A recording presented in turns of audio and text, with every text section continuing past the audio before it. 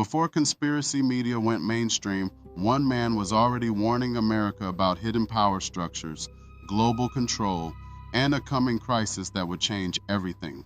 His name was Milton William Cooper. Born in 1943, Cooper would go on to serve in the United States Navy during the Cold War era.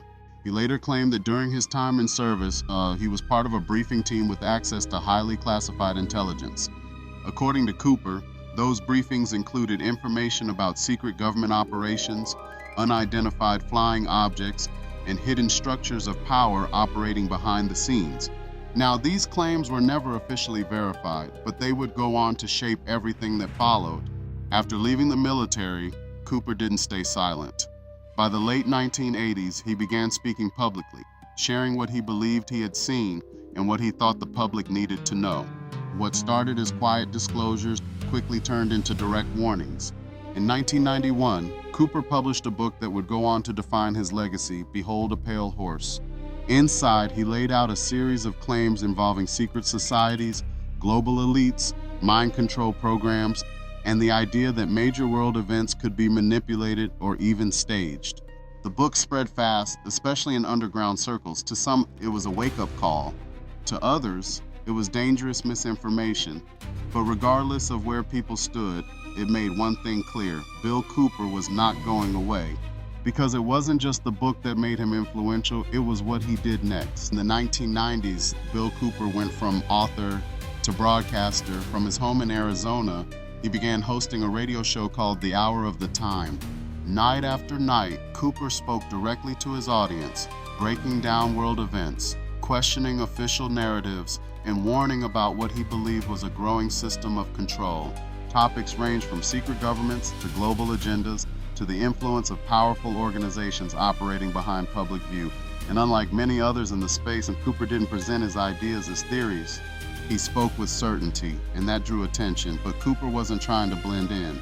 He openly criticized other figures in the conspiracy world and even walked back some of his earlier UFO claims, shifting his focus more toward government power and information control. He believed the real threat wasn't just what people didn't know, it was what they were being told to believe. Then, in June of 2001, just months before one of the most defining events in modern history, Cooper made a statement that would later resurface.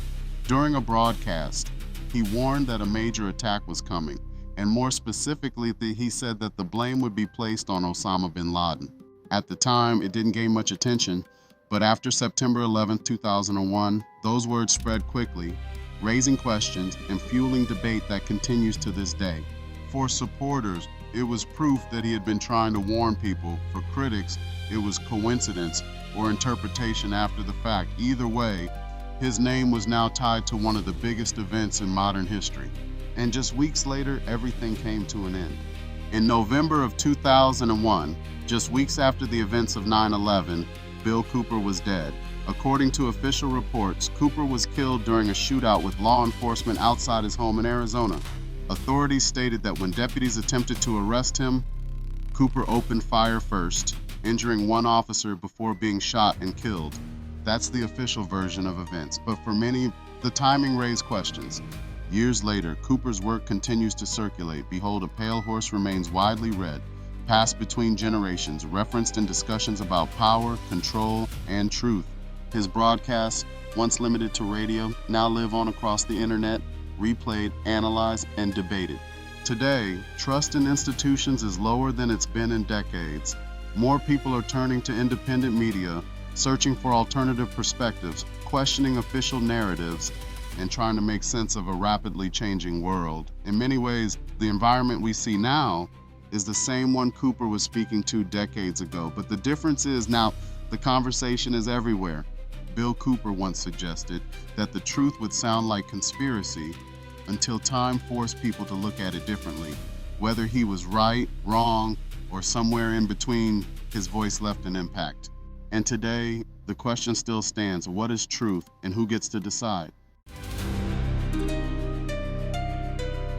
Like, share, and follow TDRH Media on all platforms.